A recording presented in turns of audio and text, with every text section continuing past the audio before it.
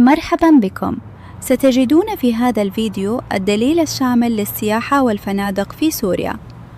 تعتبر سوريا من أقدم دول العالم تاريخاً وحضارة، وتتميز بتنوع جغرافي ومناخي وثقافي نادر جداً مقارنة بمساحتها، ففيها البحر والسهل والجبل والصحراء والأنهار والغابات والآثار الرومانية والإسلامية والبيزنطية والأسواق القديمة والمدن التاريخية، مما يجعلها واحدة من أغنى الدول العربية بالمقومات السياحية الطبيعية والتاريخية.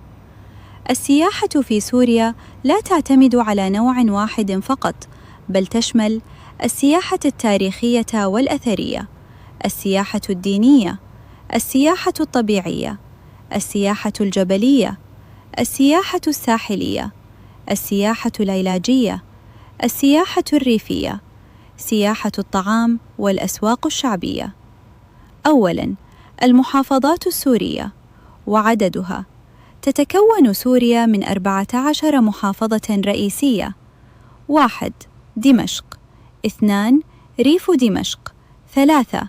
حلب، 4. حمص، 5. حماة، 6. اللاذقية، 7. طرطوس، 8. إدلب، 9. الرقة، 10. دير الزور، 11. الحسكة، 12. درعا، 13. السويداء، 14. القنيطرة. ثانياً، شرح المحافظات السورية سياحياً. 1. دمشق. دمشق تعتبر أقدم عاصمة مأهولة في العالم. تشتهر بالأسواق القديمة، البيوت الدمشقية التراثية، السياحة الدينية، المطاعم الشرقية، الصناعات التقليدية. أهم المعالم السياحية: الجامع الأموي، سوق الحميدية، قلعة دمشق، باب توما، الكنيسة المريمية، قصر العظم. طبيعة التضاريس: مدينة داخلية محاطة بالجبال، مناخ معتدل نسبياً، سهل. الغوطة التاريخي: أفضل موسم سياحي الربيع والخريف، من مارس حتى مايو، ومن سبتمبر حتى نوفمبر. أشهر الفنادق في دمشق: فنادق 5 نجوم، فندق فور سيزنز دمشق، فندق الشام دمشق، فندق داما روز. فنادق 4 نجوم، فندق أجنحة الشام، فنادق اقتصادية وتراثية، فندق الفردوس، بيت الوالي، بيت المأذنة. 2. ريف دمشق. ريف دمشق من أغنى المناطق طبيعياً في سوريا، تشتهر بالمصايف الجبلية، الطبيعة الباردة، المنتجعات، الثلوج شتاءً. أهم المناطق: الزبداني، بلودان، معلولة، صيدنايا. التضاريس: جبال مرتفعة، أودية، غابات، ينابيع. الموسم السياحي: الصيف للهرب من الحرارة، الشتاء لعشاق الثلوج. أبرز المنتجعات والفنادق: فنادق بلودان الجبلية، منتجعات الزبداني، فنادق صيدنايا ومعلولة الدينية. 3. حلب. حلب مدينة التجارة والتاريخ والطعام، تشتهر بالمطبخ الحلبي، الأسواق التراثية، الصناعات اليدوية، الموسيقى والطرب. أهم المعالم: قلعة حلب، المدينة القديمة في حلب، سوق حلب القديم، الجامع الأموي الكبير بحلب. التضاريس: سهول داخلية، مناخ قاري، صيف حار وشتاء بارد. الموسم السياحي: الربيع والخريف الأفضل، الشتاء مناسب لعشاق الأجواء الباردة. أشهر الفنادق: فندق شهباء حلب، فندق الكندي. 4. حمص. حمص تعرف بأنها قلب سوريا الجغرافي، تشتهر بالقلاع التاريخية، الأودية، الطبيعة الجبلية، السياحة الريفية. أهم المعالم: قلعة الحصن، وادي النصارى، بحيرة قطينة. تدمر: التضاريس، جبال، سهول، بادية وصحراء. الموسم السياحي: الربيع ممتاز، الصيف مناسب للمصايف الجبلية. أشهر الفنادق: فندق السفير حمص. 5. حما. حما مدينة النواعير الشهيرة، تشتهر بالنواعير، نهر العاصي، الأجواء الهادئة. أهم المعالم: نواعير حما، قصر العظم في حما، قلعة شيزر. التضاريس: سهول زراعية نهرية. الموسم السياحي: الربيع والخريف. 6. اللاذقية. اللاذقية عاصمة الساحل السوري، تشتهر بالبحر، المنتجعات، الغابات، الجبال الساحلية. أهم المعالم: شاطئ رأس البسيط، كسب، صلنفة، قلعة صلاح الدين. التضاريس: ساحل، جبال، غابات كثيفة. الموسم السياحي: الصيف. للسياحة البحرية: الشتاء والربيع، للطبيعة والضباب. أشهر الفنادق والمنتجعات: فنادق 5 نجوم، منتجع لاميرا، فندق ميرامار اللاذقية. فنادق 4 نجوم، فندق أفاميا. أشهر المصايف: كسب، صنفة. 7. طرطوس. طرطوس من أجمل المحافظات الساحلية، تشتهر بالشواطئ، الجزر، الطبيعة الجبلية. أهم المعالم: جزيرة أرواد، صافيتا، مشتى الحلو. التضاريس: بحر وجبال، غابات كثيفة. الموسم السياحي: الصيف أساسي، الربيع رائع. للطبيعة: تشتهر بالمنتجعات الساحلية، الفنادق العائلية، الشقق الفندقية. 8. إدلب. إدلب منطقة تاريخية وزراعية، تشتهر بالمدن الأثرية المنسية، الزيتون، الطبيعة الخضراء. أهم المعالم: سرجلة، جبل الزاوية. التضاريس: جبال، سهول زراعية. الموسم السياحي: الربيع. الأفضل: 9. الرقة. الرقة مدينة نهرية صحراوية، تشتهر بنهر الفرات، السدود، الطبيعة النهرية. أهم المعالم: سد الفرات، بحيرة الأسد. التضاريس: بادية، نهر، سهول. الموسم السياحي: الشتاء والربيع. 10. دير الزور. دير الزور بوابة الفرات الشرقية، تشتهر بنهر الفرات، الحياة العشائرية، الصحراء. أهم المعالم: الجسر المعلق، ضفاف الفرات. التضاريس: صحراوية نهرية. الموسم السياحي: الشتاء والربيع. 11. الحسكة. الحسكة من أهم المناطق الزراعية، تشتهر بالسهول الواسعة، الزراعة، التنوع الثقافي. أهم المعالم: رأس العين، تل براك. التضاريس: سهول، أنهار. الموسم السياحي: الربيع. 12. درعا. درعا بوابة جنوب السوري تشتهر بالسهول الزراعية، الآثار الرومانية.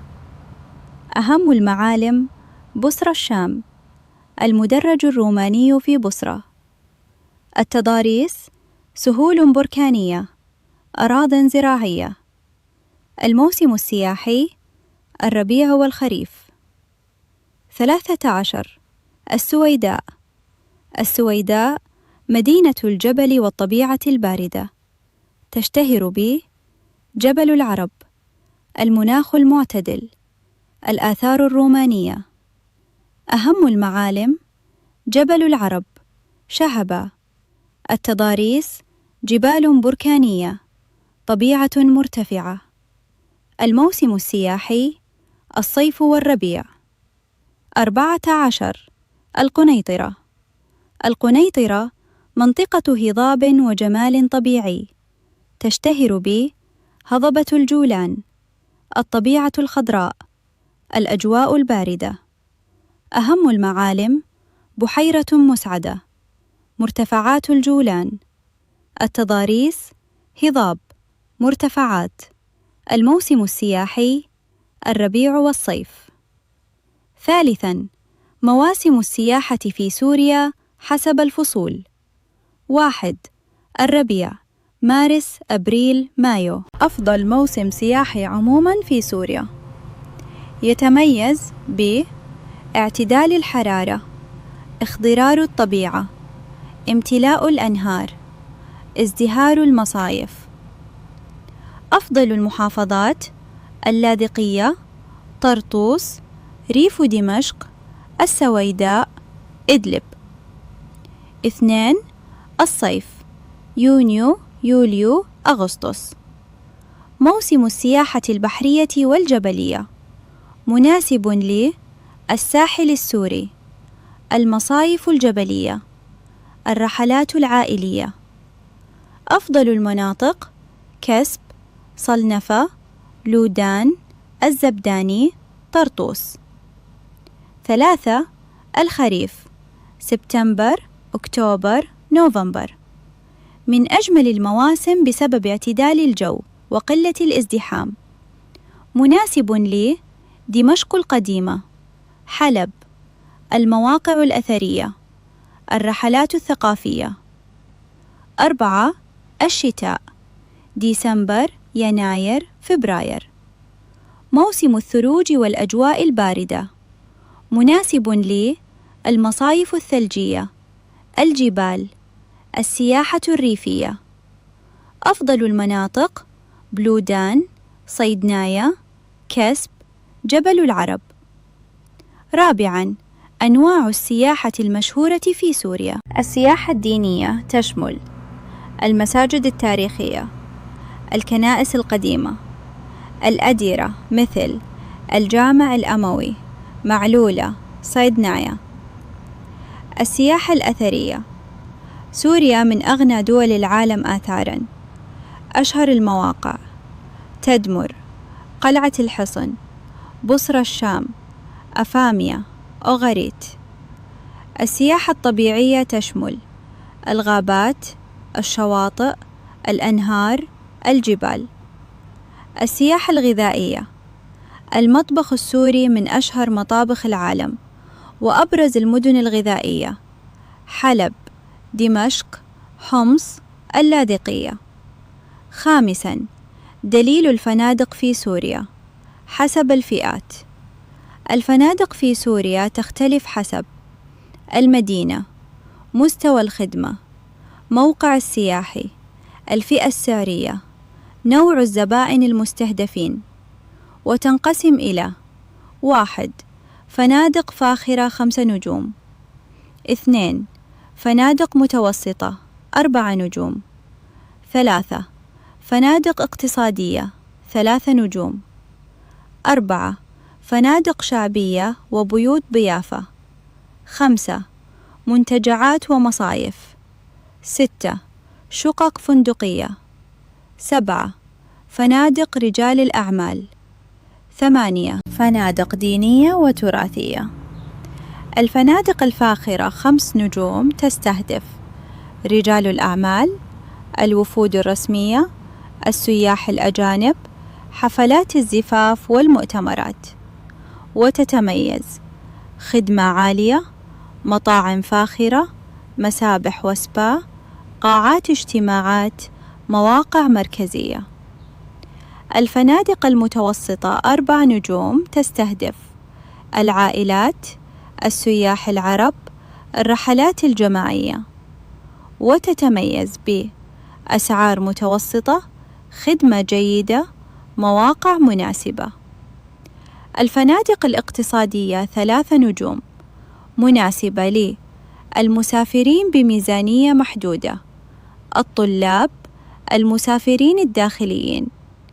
وتتميز بأسعار منخفضة، خدمات أساسية. الفنادق الشعبية وبيوت الضيافة منتشرة خصوصاً في دمشق القديمة، معلولاً، حلب القديمة. وتتميز بالطابع التراثي، ديكور العربي القديم، التجربة الثقافية. الشقق الفندقية مناسبة للعائلات، الإقامات الطويلة، رجال الأعمال. وتتميز بالخصوصية، وجود مطبخ، تكلفة أقل من الفنادق الفاخرة.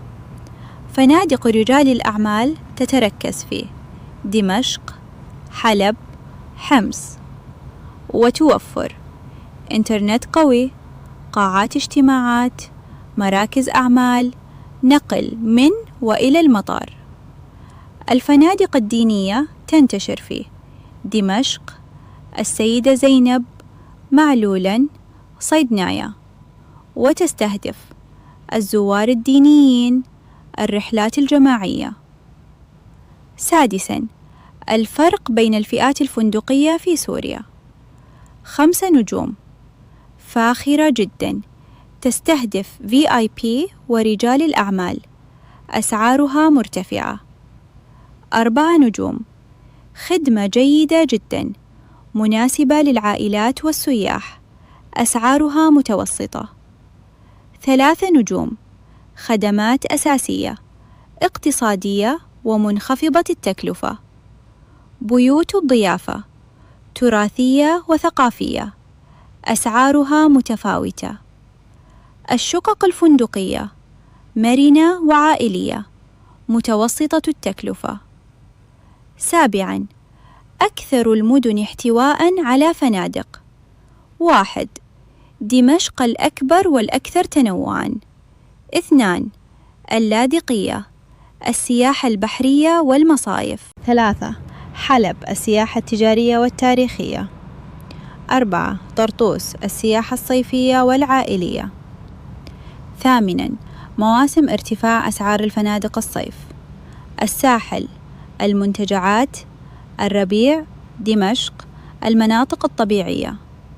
المناسبات الدينية، السيدة زينب، دمشق القديمة. 9. أهم التحديات في القطاع الفندقي السوري: تفاوت مستوى الخدمات، اختلاف الجودة بين الفنادق، الحاجة للتطوير والتحديث، نقص بعض أنظمة الحجز العالمية، اختلاف الأسعار حسب الموسم والاستقرار. 10. ما الذي يفضله السائح داخل سوريا؟ السائح الخليجي يفضل المصايف، الفنادق الفاخرة، الشقق الكبيرة. السائح الأوروبي يفضل البيوت التراثية، السياحة الثقافية، الفنادق التاريخية.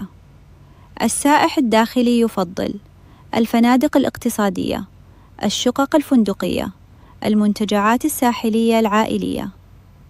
أهم ما يميز السياحة السورية: تنوع جغرافي هائل، تكلفة أقل من كثير من الدول، غنى ثقافي وتاريخي، تنوع الطعام، تعدد الفصول السياحية، وجود سياحة صيفية وشتوية معاً، امتلاك مواقع سياحية تاريخية نادرة عالمياً. وفي ختام هذا الفيديو، تبقى سوريا واحدة من أكثر الدول غنى بالتاريخ والطبيعة والثقافة والتنوع السياحي، فهي أرض الحضارات القديمة والمدن العريقة والأسواق التراثية والمصايف الساحرة والمعالم التي تحمل إرث آلاف السنين. ورغم كل التحديات، ما زالت سوريا تحتفظ بجمالها الخاص وهويتها الفريدة التي تجعلها وجهة استثنائية لعشاق التاريخ والطبيعة والطبيئم والثقافات الشرقية الأصيلة.